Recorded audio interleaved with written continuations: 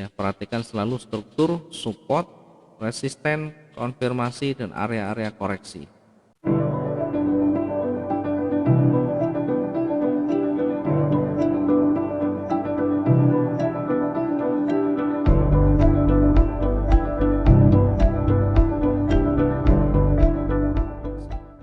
Contoh lagi, saya coba di pasangan yang lain mungkin ya, biar kita ada variasi. Kita GU, GBP, USD. GU ini pound sterling dengan US dollar. Saya masuk di time frame besar dulu di D1. Nah, di time frame besar kita lihat seperti ini. Kita lihat struktur di time frame besar di D1 ini trennya masih naik. Kemudian yang merah ini koreksi namanya, koreksi. Sama membacanya, walaupun di D1 sama. Kita ambil separuh sebagai area koreksinya di sini. Area retrace-nya separuh. Nah, ini kita jadikan area uji apakah nanti ini kuat turun atau tidak. Kemudian karena di sebelah kiri juga ada penolakan dan ternyata memantul, maka di sini pun bisa kita tarik garis penolakan ya. Penolakannya di sini. Ada penolakan, di sini ada penolakan, dan kebetulan merahnya juga tidak menembus, tidak breakout. Ada penolakan buyer yang kuat, penolakan ke atas yang kuat, sehingga kemungkinan besar akan kembali naik lagi, kembali ke tren utama naik tadi.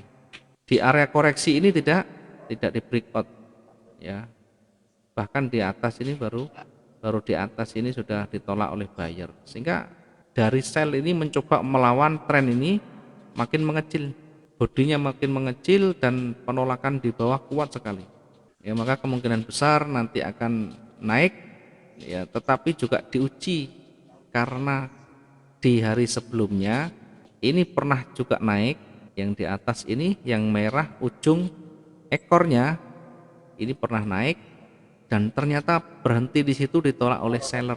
Maka yang hijau pun ini harus lebih panjang kalau dia lebih kuat. Ternyata kalau misalkan tidak lebih panjang, banyak ditolak ya bisa saja nanti kembali lagi. Selalu kita perhatikan level tertinggi, level terendah atau support resistennya. Ada lagi mau ditanyakan lagi, Bu? Pak, tadi yang waktu yang terakhir itu Pak, candlenya Pak, satu hari ini panjang banget nih Pak, ada Pak, yang hijau ini Pak. Ya itu, jadi range-nya segitu Pak ya, tapi sebelahnya kok pendek ya Pak ya? Ya kan tidak harus sama persis, Bu. Tidak harus sama persis. Berarti kalau pendek ada pengurangan, ada daya yang tidak sampai apa namanya?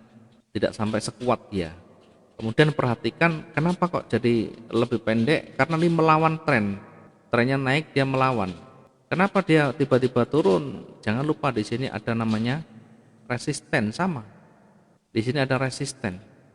Ada resisten, maka walaupun ini panjang belum tentu lanjut naik. Sekali lagi, walaupun panjang belum tentu lanjut naik karena berada di area resisten dan ditolak.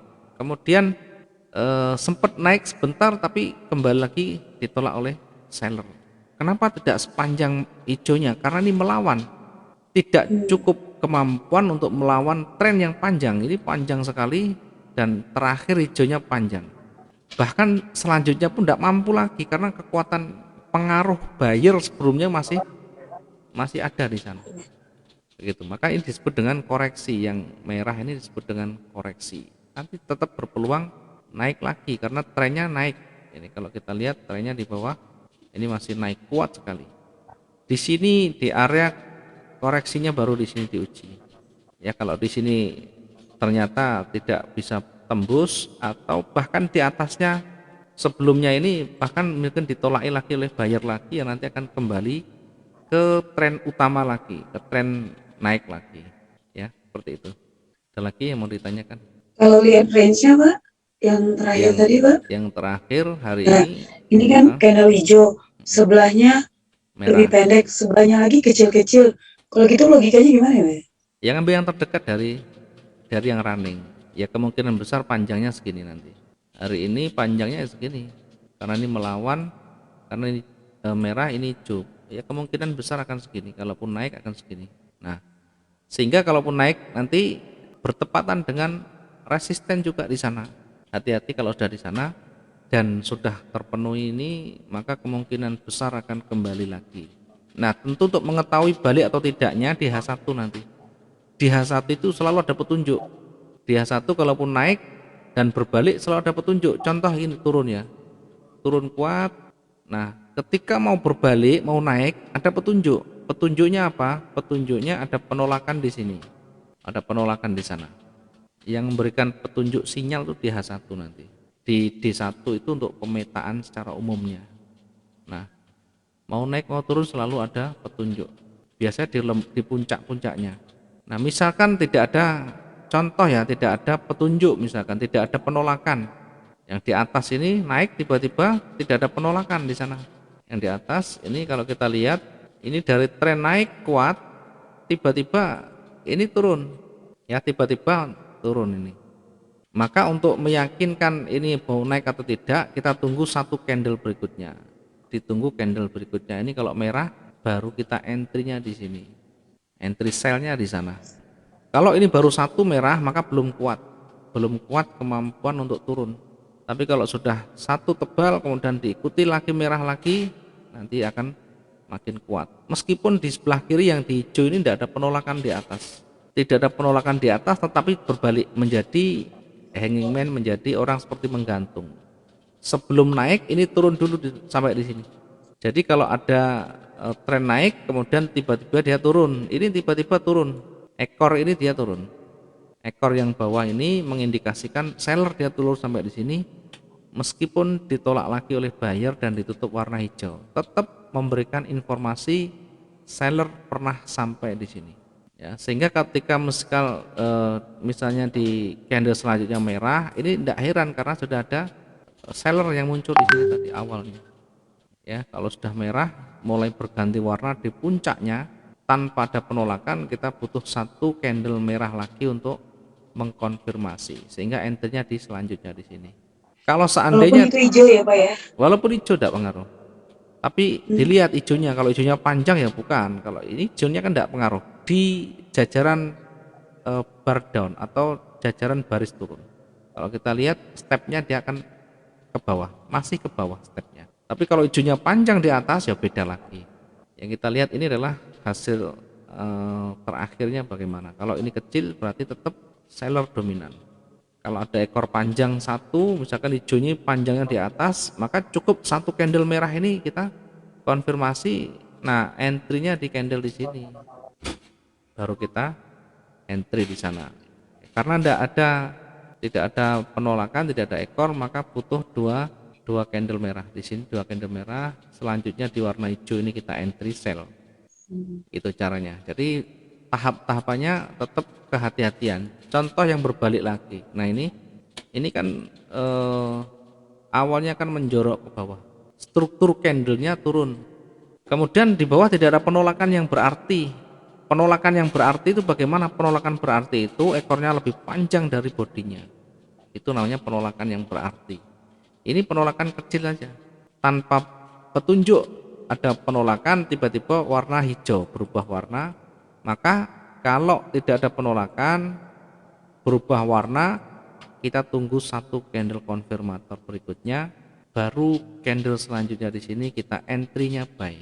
Gitu. Jadi caranya step-stepnya harus melihat struktur dulu dan seterusnya. Di pasangan yang lain pun di Euro USD pun sama. Di Euro USD pun sama. Oke, perhatikan ketika di puncak misalnya, ya ketika di puncak atas naik, ini tiba-tiba warna merah, tiba-tiba berubah warna merah. Karena di sebelah kiri kan tidak ada penolakan di sini. Ini tidak ada penolakan di atas. Artinya tidak ada petunjuk seller di sana. Yang ada bahkan tebal hijau, tapi di bawah ada ekor yang atau yang sebelumnya ini turun sampai di sini. Sehingga seller memberikan informasi. Ini sebelum hijau turun dulu. Jadi sebelum hijau ini turun dulu, turun sampai di bawah ini sehingga terbentuk warna merah awalnya.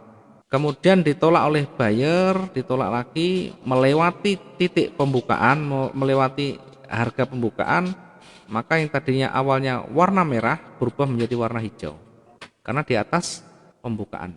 Ditutup di atas berarti warna hijau, kalau ditutup di bawah menjadi warna merah. Karena ditutup di atas berarti warna hijau di sana. Ini kalau kita lihat dari penolakan di atas tidak ada. Maka ketika tiba-tiba berubah warna, kita menunggu konfirmator. Konfirmatornya di mana? Di sesudahnya harus warna merah. Kalau kecil bagaimana? Kecil tidak bisa kita jadikan sebagai konfirmator, harus candle tebal. Maka kita entry-nya baru di sini. Ya, kalau misalkan kita terbiasa dengan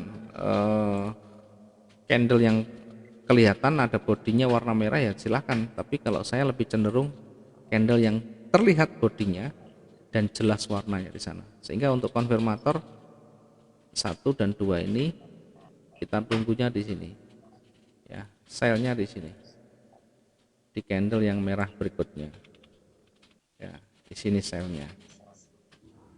Dari sini ada yang mau ditanyakan lagi? Monggo Bu, kalau mau ditanyakan lagi. Pak, kalau kita di laptop kan untuk tipsnya itu, saya lihat Bapak tarik garis gitu ya Pak ya, untuk hitung pipsnya ya Pak ya. Kenapa? Untuk ngitung berapa pips gitu Pak, misalnya turun naiknya itu, Ya, kalau di laptop Bapak pakai ini yang ini pakai crosshair pakai ini. hair, crosshair terus pakai apa Pak untuk narik garis itu?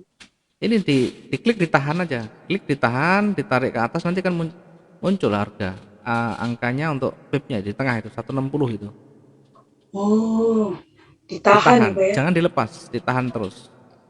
Kalau mau narik ditahan, kemudian kalau pengen lepas ya lepas, hilang nanti. Ini Kalau bukan di handphone Pak, bisa nggak Pak? bisa, tapi tidak bisa ditahan. Kalau di handphone begini, kalau di handphone di atas begini, nah di kanan itu harganya dicatat manual Bu kalau di handphone. Oh, manual. Dicatat Iya, kemudian di iya Pak. bawahnya dicatat gitu. Oh, iya kemarin saya kayak gitu, jadi yang saya hitung-hitung ya Pak ya. Iya dihitung. Kalau tidak mau hitung ya sih, misalnya kalau kita pakai yang stop loss ya, misalkan tinggal arahkan saja, diarahkan. Kalau misalnya ini misalkan kita buy, stop lossnya di ekor ini, misalkan tinggalkan mengarahkan ke ekor aja, nanti harganya dicatat di sana 120 sekian sekian gitu. Kemarin tuh saya mau ngitung itu Pak, retracement yang 50 itu Pak. Oh Jadi tidak saya usah, kurangin tinggal terus bagi dua gitu. tinggal tidak usah terlalu spesifik Oh, begitu. Ini misalkan begini ya, dari sini, dari hijau ini kita lihat visual aja, nanti kita kira-kira ambil separuhnya saja ya, kira-kira separuhnya di sini misalkan ya, berarti di area di sini ya begini, dikasih crosshair, diarahkan begini, ketemu. Oh ini bertepatan dengan di sini ada penolakan, berarti pas di tengah-tengah di sini untuk menguji apakah nanti dia kuat turun atau tidak. Dicatat angkanya aja 1,20 sekian sekian sekian gitu. oh, Jadi diarahkan saya main hitung-hitung dengan, Pak kemarin. kalau dihitung terlalu lama nanti marketnya keburu naik, keburu turun, kita kadang Iya. ya enggak kesampaian. Mendingan lebih baik pakai yang mudah, yang kita eh, bisa lebih secara cepat kita bisa ambil dari mana, dari visualnya.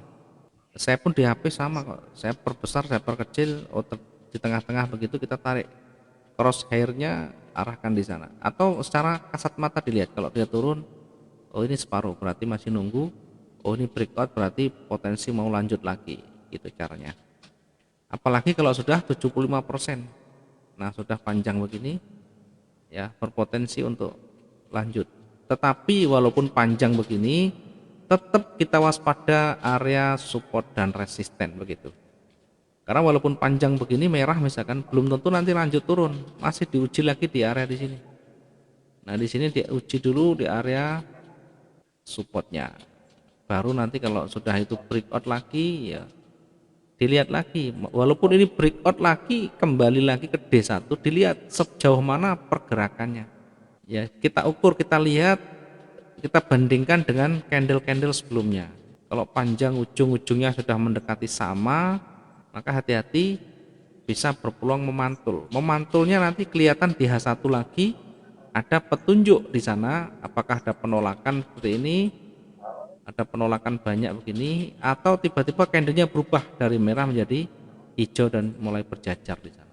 Ya, seperti itu kira-kira. Kalau nanti misalnya mau coba lagi, selalu perhatikan support, resisten, strukturnya, kemudian retracementnya atau koreksinya.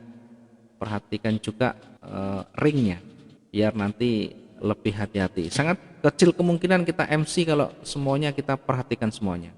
Hmm. Ya, yang MC itu pasti ngeblank Bu, tidak tahu dan tidak memperhatikan. Ada support diterjang, ada resisten diterjang, area retracement tidak tahu diterjang. Kemudian yang lebih parah lagi, tidak tahu menentukan lotnya, sehingga acak-acakan. Lot yang digunakan acak-acakan, ketahanannya tidak diukur, batas kerugiannya tidak dikendalikan. Yang terjadi begitu sudah. Nanti ada kabar cerita, oh saya bangkrut, saya MC dan sebagainya. Gitu. Jadi memang harus betul-betul jeli ya terkait dengan teknikal begini. Yang paling penting kita pahami candlestick. Candlestick itu baik dari strukturnya, baik dari penolakannya, baik dari support resistennya maupun penolakan maupun yang di koreksi di tengah-tengah tadi pakai koreksi. Yang paling gampang pakai 50% itu untuk koreksi. Hmm. Semua kalau Dikira-kira misalkan aja Pak ya. iya kira-kira ini contoh begini tadi ya. Ini segini ya, ke atas begini, yang ambil yang gampang, ini ambil yang gampang kira-kira segini. Nanti kan kelihatan Bu, kalau mau turun kan kelihatan sudah. Kita bandingkan ya, jadi anggap saja candle ini kita gabung jadi satu. Kita gabung jadi satu, dianggap dibayangkan candle ini digabung jadi satu, yang merah digabung jadi satu. Kira-kira ini perbandingannya seberapa? Separuh atau 2/3 atau sepertiga gitu. Nanti kita lihat di sana. Kalau misalkan terlihat di sini sudah mulai separuh begini, ya ini hati-hati juga di sini. Masih diuji di situ apakah nanti lanjut atau tidak, karena bisa jadi ketika begini nanti tambah lagi, tambah naik lagi, kemudian tambah naik lagi. Nah, yang kondisi seperti ini berarti di area koreksi ini dia tidak mampu, dia akan mantul lagi. Kalau tidak mampu dia akan mantul lagi. Gitu. Demikian juga untuk yang turun, sama halnya dengan yang turun. Nah, yang turun begini, yang ini dari sini ke sini, yang terdekat di sini aja, terdekat di sini kita ambil separuhnya misalkan ya. Nah, kita lihat ambil separuhnya. Oh, dia breakout misalkan. Breakoutnya dilihat ada penolakan atau tidak di sana. Kalau ada penolakan tetap lebih hati-hati ya, tetap waspada karena penolakan itu bisa menginformasikan seller muncul lagi. Tapi tetap dominan buyer. Oke, perhatikan. Nah, meskipun ada koreksi tapi tetap dominan buyer. Dominan buyer. Warna merah ada tapi tetap didominasi oleh warna hijau. Apalagi kalau sudah lebih dari separuh bahkan diungguli ini. Bahkan ini dilewati. Breakout lagi namanya. Resisten di breakout. Maka peluangnya kalau udah breakout panjang dilihat D1, kalau misalkan masih jauh kemampuannya daripada yang lainnya, maka masih peluang lanjut akan kuat. Nah, peluang lanjut akan kuat. Yang terpenting perhatikan ketika dia naik begini atau breakout, jangan lupa yang namanya ring, karena nanti menjadikan kita lebih hati-hati di area-area yang rawan ringnya. Kalau masih jauh, misalkan hari ini misalkan D1, nah sekarang kan masih kecil begini. Sekali lagi tadi yang kondisi seperti ini mungkin kemungkinan besar akan sepanjang ini, sehingga kalaupun naik ini masih berpotensi jauh. Nah, masih segini, masih kira-kira sekitaran ini kalaupun naik. Kalaupun turun pun sama, berpotensi ya mendekati di sini. Oke, seperti itu caranya. Jadi lebih banyak nanti kita mencoba, lebih banyak mencoba mempraktekkan. Kalau perlu begitu masuk di screenshot, dibuat catatan di sana. Oh Dibuat ya. catatan di sana. Saya entry dengan alasan apa, dengan dasar apa. Oh. Kemudian nanti di hasil terakhirnya untung atau rugi dibuat catatan. Oh, ternyata Oh. tadi saya rugi dengan menggunakan dalil yang ini. Sehingga ada apa? Ada koreksi ke depannya. Kalau nanti keliru kita bisa koreksi ke depan. atau setidaknya nanti untuk berdiskusi mudah kita mengkoreksi. Jadi mungkin selalu salah dalam analisa, selalu keliru, paling tidak untuk didiskusikan gampang nanti. Saya masuk Oh iya begini, Pak. alasannya begini, ternyata hasilnya kok berbeda begitu loh. Sehingga kalau misalkan disampaikan nanti saya bisa melihat, oh ini masuknya di sini artinya ini berdekatan dengan area resisten sehingga ini terlalu buru-buru. Ya paling tidak bisa memberikan satu masukan di sana. Saya dulu begitu Bu belajar Bu. Jadi buku saya banyak, saya lama Oh, sekali buat catatan, bahkan berita itu sampai hafal sampai dari semua berita itu sampai hafal Bu. Nanti kalau maksudnya? berita ini Maksudnya Pak? ada news berita kan tiap 1 minggu pasti ada berita.